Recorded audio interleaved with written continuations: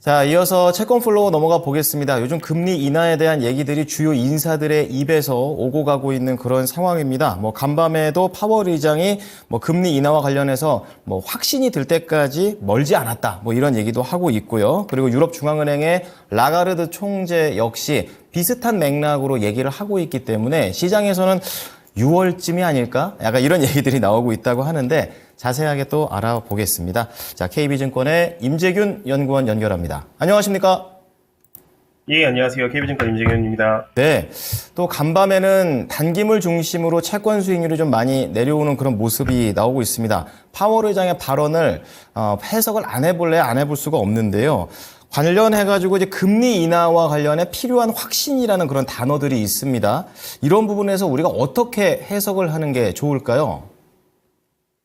예, 파월 의장이 이제 한국 시간으로 수요일하고 목요일 새벽에 이제 하원과 상원 청문회를 나갔습니다.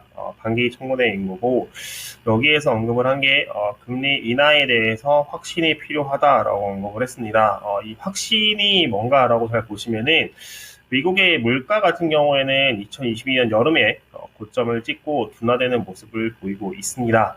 하지만은 여전히 연준의 목표치, 물가 목표치가 2%인 가운데 헤드라인과 핵심 물가 같은 경우는 둔화는 되고 있지만은 여전히 이 목표치보다 높은 2% 중후반대를 기록을 하고 있습니다. 거기에 더욱이 물가가 둔화가 되고는 있긴 한데 이게 과연 지속해서 둔화가 될 수 있는가에 대해서는 조금 연준이라던가 시장에 대해서도 최근에 좀 많이 걱정을 하고 있는 모습을 보이고 있는 상황이라고 보시면 될 것 같아요. 1월달 물가, 1월 PCE 물가를 보더라도 사실 1월 물가가 헤드라인은 0.35, 핵심 같은 경우에는 0.42% 증가하면서 작년 12월이라던가 11월보다는 이제 반등을 하는 모습이 확인이 됐습니다.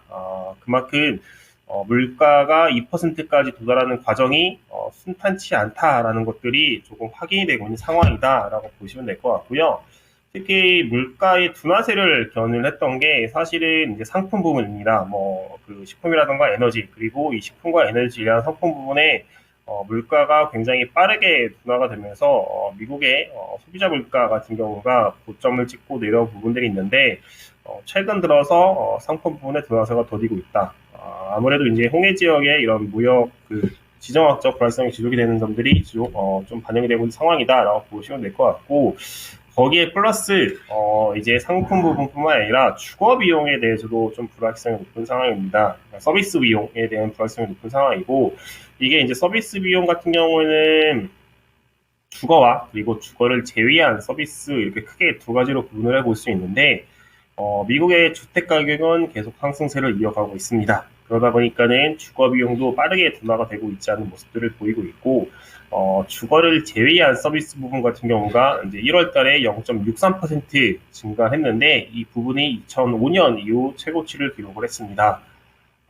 사실 이제 미국의 서비스 부분 같은 경우는 수요를 보여주는 부분이라고 좀 볼 수 있는 것 같은데 그만큼 미국의 수요는 견고한 상황이다. 그러다 보니까는 지금까지는 물가가 빠르게 둔화가 되긴 했지만은 앞으로 2%까지 가는 과정에 대해서는 좀 순탄치 않다라고 생각을 하다 보니까는 파월 연준 의장이 금리를 인하하기 위해서는 더 많은 자신감, 그러니까는 2%로 간다라는 확신이 생겨야지 금리를 인하할 수 있다라고 좀 언급을 한 것으로 보시면 될 것 같습니다. 네, 자, 이렇게 파월 의장의 발언에 대해서 조금 더 균형감 있는 해석을 들어봤습니다. 자, 이 파월 의장의 발언은 사실 시장에서 아주 매우 조심스럽고 보수적인 관점으로 해석을 하는 경향을 보여주고 있고요. 지표들이나 이런 거 좀 봐서는 디스인플레이션 이런 신호 같은 거는 거의 없는 것 같다라고 좀 개인적인 사견을 갖고 있는데 파월 의장이 이렇게 금리 인하와 관련해서 이게 왜 이렇게 조심스러울까? 지금은 조금 더 풀어줘도 되지 않을까? 이런 생각도 하게 되는데 원인은 어디에 있을까요? 네, 연준, 파월 의장뿐만 아니라 연준 내부에서 금리 인하에 대해서 좀 조심스럽게 다가오고 있는 것은 아무래도 미국 경기가 여전히 꺾일 줄 모르고 계속해서 성장을 하고 있기 때문이라고 보시면 될 것 같아요. 이게 작년 이맘때와 그리고 현재 상황을 비교를 해보면은 작년 이맘때만 하더라도 미국 경기가 고금리로 인해서 경기 침체를 맞이할 것이라는 이런 좀 우려가 굉장히 높았습니다. 결국에는 경기가 침체가 된다라고 하면은 경제 활동, 이게 기업이라던가 가게의 경제 활동이 빠르게 축소가 되면서 수요가 꺾이고 그래서 물가가 더 빠르게 둔화가 되어 목표치까지 내려갈 수 있는 상황인 건데 지금은 약간 이제 반대의 상황인 거죠. 금리는 5.5%까지 미국 금리가 굉장히 단기간에 빠르게 높아졌지만은 미국의 경제 상황은 이런 고금리에 따른 충격을 조금 확인하기는 어려운 상황이다라고 보시면 될 것 같아요. 뭐 작년만 하더라도 사실 연간 성장률이 3.1% 성장을 기록을 했습니다.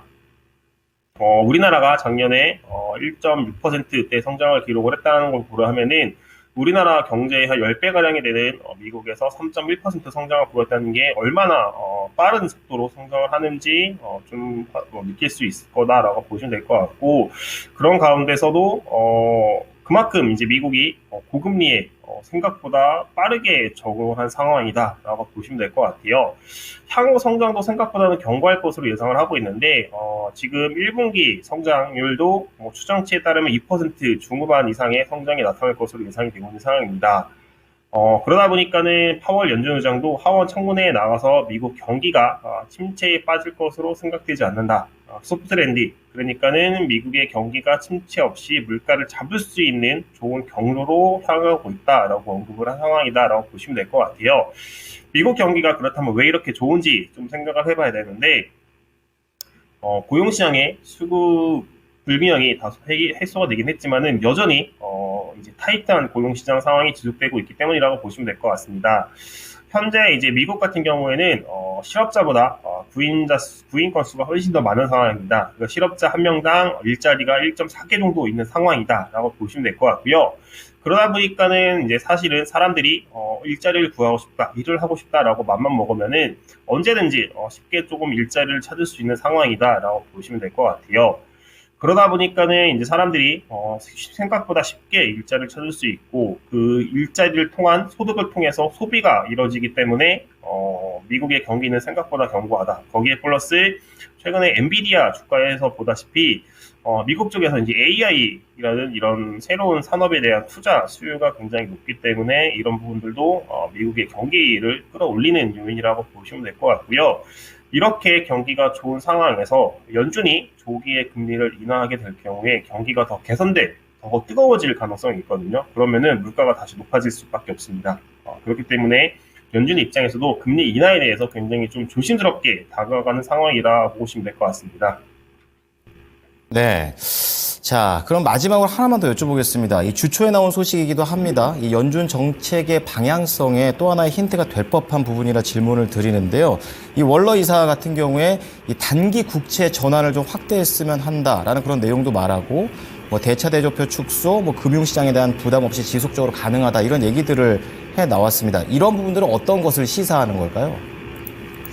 결국에는 이제 작년 말 연초부터 해서 연준이 지금 QT, 그러니까 양적 긴축이라고 하죠. 이제 유동성을 흡수를 해주는 정책들을 하고 있는데 작년 말 연초부터 해서 연준의 양적 긴축이 속도가 줄어들거나 혹은 조기에 종료가 될 수 있다라는 좀 기대감이 있었습니다. 그 이유는 이제 영매포 잔고가 0으로 수렴을 해가고 있기 때문이라고 보시면 될 것 같은데. 영래포 잔고가 0으로 줄고 나면은 그다음부터는 지급준비금이라고 하는 이제 은행들이 시중은행들이 중앙은행이 연준에 예치해 놓은 금액이 줄기 시작을 합니다. 그렇게 되면은 미국의 초단기 자금 쪽 시장이 흔들릴 수밖에 없다라고 좀 보면서 연준의 QT가 끝날 수 있다라고 생각을 했었는데 일단 연준 내부에서 좀 영향력을 확장시키고 있는 월러 이사는 연준의 QT는 계속해서 할 수 있다. 그 이유가 영래포 잔고가 5천억 달러 정도로 충분히 있기 때문이다라고 언급을 했고요. 이와 함께 MBS를 영어로 줄이고 싶어 했습니다. 영어로 줄이고 이거를 국채로 조금 전환을 하고 싶다라고 언급을 했습니다. 실제로 2019년에 연준은 QT가 종료가 되고 나서도 월 200억 달러 한도 내에서 MBS를 국채로 이렇게 조금 전환시켜주는 모습들을 보인 상황인 거고 거기에 플러스 국채에 대해서도 좀 단기 국채로 조금 전환을 하고 싶다라고 언급했거든요. 현재 이제 연준이 보유하고 있는 것은 좀 단기보다는 장기물 비중이 높습니다. 그리고 연준이 통화 정책을 결정하는 것은 기준금리 결정을 통해서 단기금리, 장기금리에 영향을 미치는데 아무래도 이제 단기금리보다는 장기금리가 기준금리 결정에서 조금 덜 영향을 받을 수밖에 없다라고 보시면 될 것 같습니다. 이 단기국채로 전환을 한다라는 게 무슨 의미냐면은 기준금리뿐만 아니라 연준이 그 양적 긴축과 이런 것을 통해서도 조금 더 명확하게 그 통화정책, 연준이 의도하고 있는 통화정책의 경로를 좀 전달하고 싶다라고 보시면 될 것 같고요. 그런 것들이 조금 월러 이사의 생각이다라고 보시면 될 것 같습니다. 근데 다만 이게 뭐 단기간에 단기 국채로 전환될 거냐라고 보면은 좀 그거는 쉽지 않다라고 보시면 될 것 같습니다. 현재 연준이 보유하고 있는 국채의 규모는 4.5조 달러입니다.